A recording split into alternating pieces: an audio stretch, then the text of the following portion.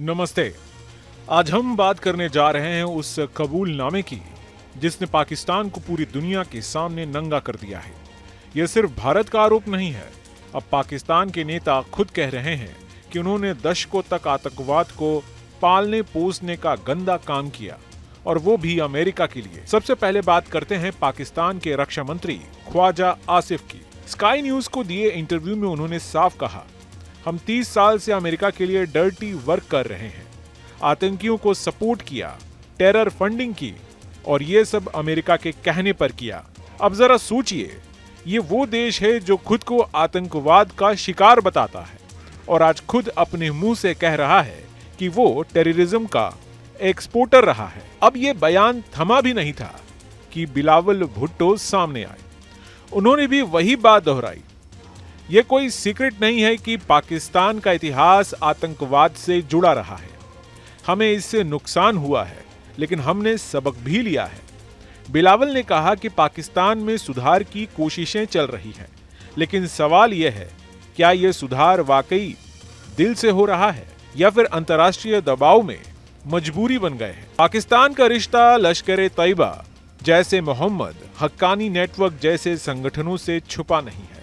ISI और पाक army सालों से इनका इस्तेमाल भारत के खिलाफ करते आए हैं। अब जब FATF की तलवार लटकी हुई है, IMF कर्ज रोक रहा है और अमेरिका आंखें दिखा रहा है, तब जाकर पाकिस्तान ये मानने पर मजबूर हुए हैं।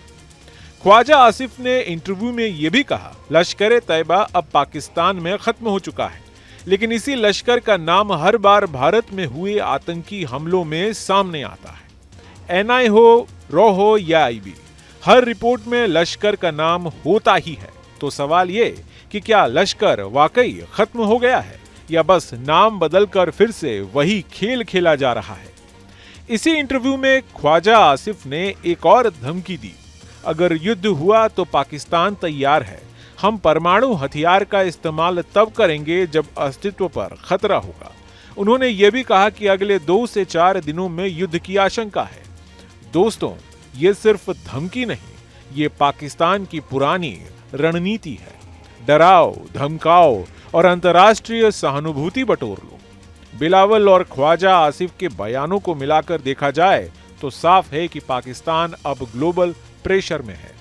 FATF ग्रे लिस्ट, IMF से फंडिंग, अमेरिका और यूरोप का दबाव, सब मिलकर पाकिस्तान को मजबूर कर रहा है कि वो सच्चाई कबूले। पर यह कबूलनामा भी एक रणनीति हो सकता है। गुनाह मानो लेकिन सजा से बचो। सवाल यह नहीं कि पाकिस्तान ने क्या किया, सवाल यह है कि क्या अब भी कर रहा है और क्या दुनिया को बेवकूफ बना रहा है। भारत के लिए यह कबूलनामा कोई नई बात नहीं। भारत हमेशा से कहता आया है कि पाकिस्तान आतंक को सपोर्ट करता है। अब फर्क बस इतना है कि अब पाकिस्तान खुद ये बात मान रहा है। अब भारत को चाहिए कि इन बयानों को अंतर्राष्ट्रीय मंचों पर जोर शोर से उठाएं। UN, FATF, G20 जैसे प्लेटफॉर्म पर पाकिस्तान की पोल खोले और दुनिया को दिखाए कि पाकिस्तान सिर्फ एक फेल्ड स्टेट नहीं, बल्कि एक टेररिस्ट स्टेट है।